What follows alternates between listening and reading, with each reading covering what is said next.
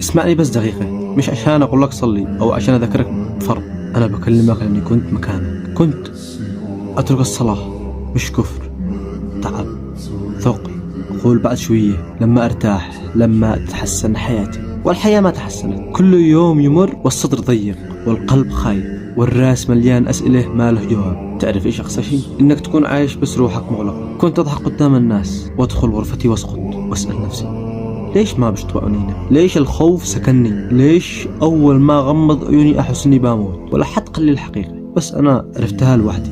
أنا مقطوع عن الله. الصلاة مش حركة جسد، الصلاة وصلة، وأنا كنت قاطع الوصلة. مرة في لحظة خوف حقيقي، لحظة حسيت فيها أن قلبي مش طبيعي، إن الموت ممكن يكون قريب أكثر مما أتخيل.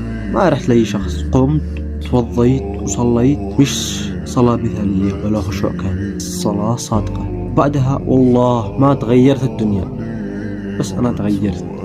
أول مرة أحس إن بوح أحد يسمعني بدون ما يقاطعني. أول مرة أبكي وأنا مرتاح. أول مرة أحس إن الحمل اللي فوق صدري قد خف. أقول لك شيء من القلب، ترك الصلاة ما يريحكش بل يفرغك. والالتزام بالصلاة مش قيد، هو إنقاذ. إبليس ما يجيش يقول لك كفر، يجي يقول لك بعدين تعبان، ربنا غفور. صح، ربنا غفور، بس ليش تترك الباب وتبكي خارج؟